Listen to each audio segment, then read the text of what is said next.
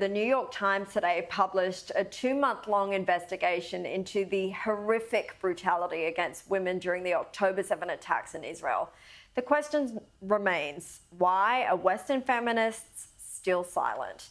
To discuss this and more of today's top stories, I am joined by Sky News host James McPherson and Sky News contributor Evelyn Rae. Thank you both so much for being here tonight. Now, before we begin on this topic, I must warn our audience again that this story contains content that is distressing. Evelyn, I think you will have a unique perspective as a former police detective. What do you make of this piece in the New York Times, and why do you think it's taken so many people and agencies so long to acknowledge what happened on October 7?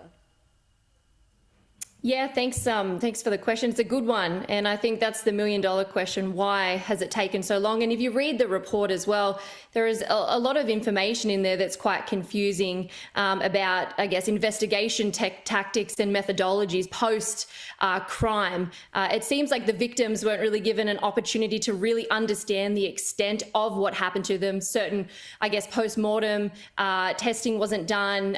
SAKE kits, which is sexual kits to sort of get DNA or anything. All of those things weren't afforded to them. Obviously, things happen in war, but it is very sad to see that I guess we won't really know the extent. It is likely worse than what we probably will ever know, and what will come out because of how it's sort of been handled post-crime. And I think the reason in Australia why this is so shocking to us and the wickedness is so full on for us is because we are relatively sheltered over here. And if you look throughout history, as well as even modern history in certain parts of the world, this is very sadly one of the biggest consequences of war, is that the innocent and the vulnerable are usually the ones who suffer the most. You see this with crime, all types of crime. I've seen it, as you mentioned, throughout my career. Unfortunately, women and children cop the brunt of a lot of that. And to be honest, I would really like to see what happens from this moving forward, whether any more information comes out.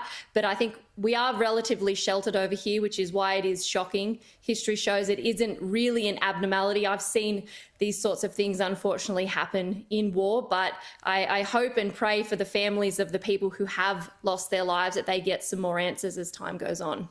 You know, I mean, part of the difficulty is that so many of the victims are now dead.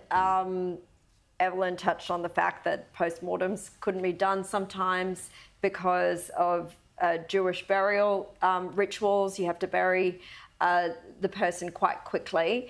And for so many other reasons, so many hostages are still in captivity, and so many women may take time, as many victims of sexual trauma do, to detail what happened to them. But what do you think it says about us as a world that it's so many people still deny this or minimise it?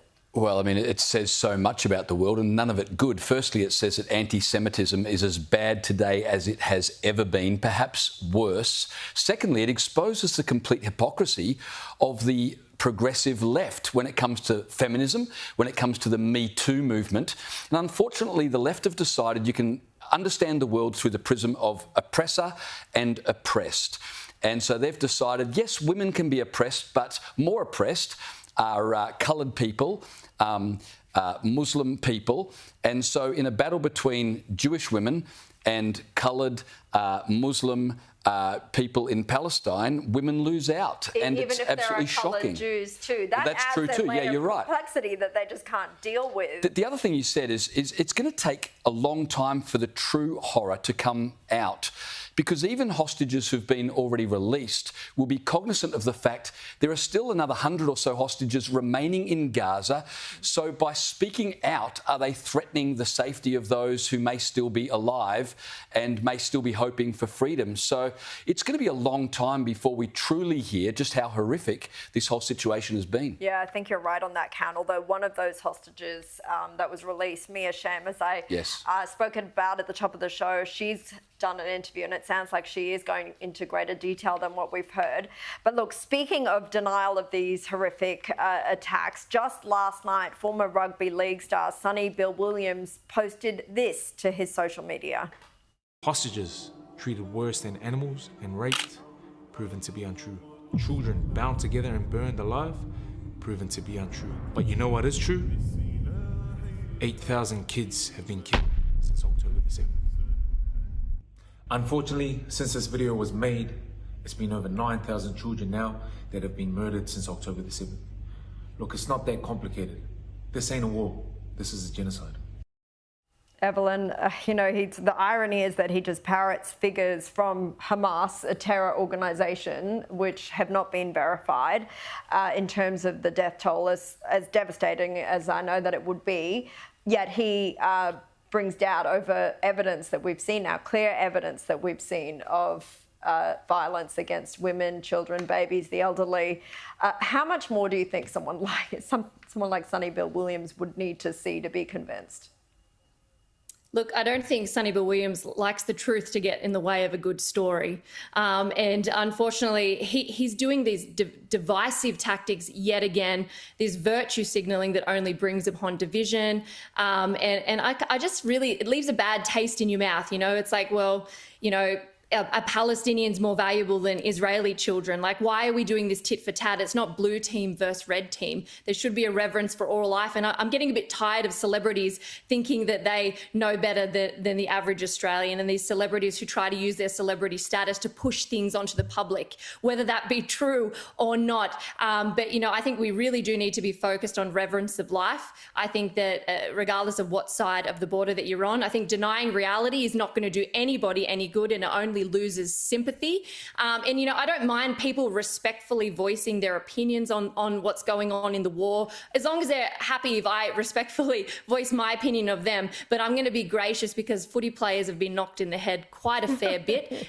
So maybe we should, be kind when they do things that are a little bit cringeworthy. He also had a boxing career, so he had even more knocks to the head. But I think you're being far too generous there. But let's move on to some other big international news. And the US state of Maine has booted Trump off the 2024 primary ballot, following in the footsteps of Colorado. Now, this is related to a clause in the Constitution which refers to officials engaging in insurrections. James, we had a feeling there would be more states to follow Colorado and remove Trump from the ballot, but it is still shocking to see when it happens, isn't it? It's incredible. How do you remove him from the ballot for insurrection when he's never been charged with insurrection, much less convicted of insurrection? And what kind of an insurrection was it? I mean, there was no plan, there were no weapons, and the supposed leader of the insurrection was telling people to make their voices heard peacefully. So this is clearly political. And if the Democrats think that they are going to unite the country doing this, much less establish credibility, all this speaks to is the fact that they know they have a president who does not have majority support and who does not have a chance in hell of being re-elected. And they're scared stiff of Trump being re-elected, not just because he'll undo their agenda, but they're afraid that Trump will do to them what they are doing to him. And they're running scared and determined not to beat him at the ballot. They're going to make sure he doesn't even make the ballot if they have their way. Evelyn, I've got to say, these sorts of stunts only seem to help Trump in the long run. How do you see all this playing out for him?